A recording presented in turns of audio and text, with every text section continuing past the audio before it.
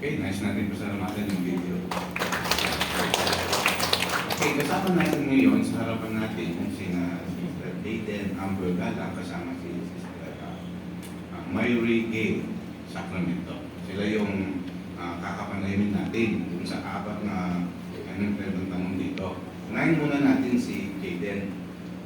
Aiden, paano iniligtas ni Jehovah ang mga kaibigan niya? Nung tinakot ko sila ko sa hindi ko sila nasaktan o nasunog o kasi po si Jehovah niligtas na po sila. Okay, maraming salamat. Sabi nga doon sa testimony, sunog, hindi sila namamon. Okay, sa ikalawang tanong naman tayo ay si Myrie.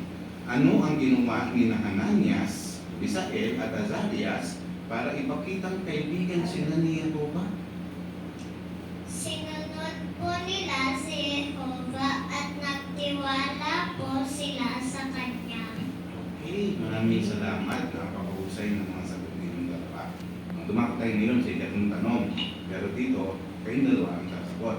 Unahin muna natin si Aiden. Minsan ba, Aiden, nahihirapan ka rin bang sumunod kay Jehovah? Opo, lalo na po kapag galit ko si Lydia.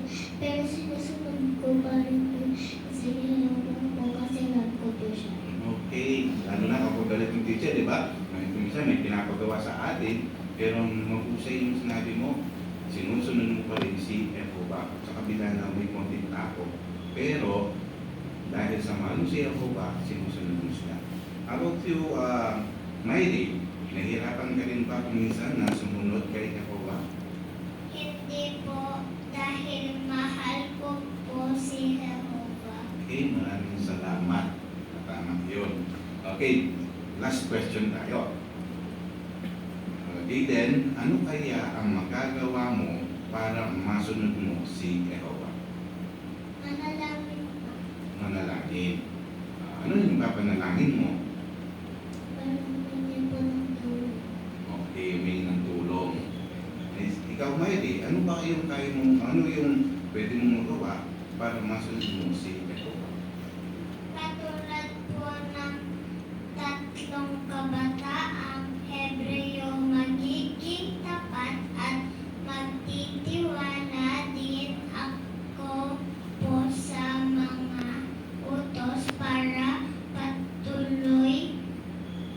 patuloy ko po siya masunod. Okay, maraming salamat. So, nice po natin pasalamatan yung dalawang bagay na ipinagpinagpula. Okay, ngayon, pagkakataon naman ninyo mga kapatid na sabihin naman ninyo kung ano kaya ang magagawa ninyo para masunod si Jehovah. Ano yung masasabi ninyo?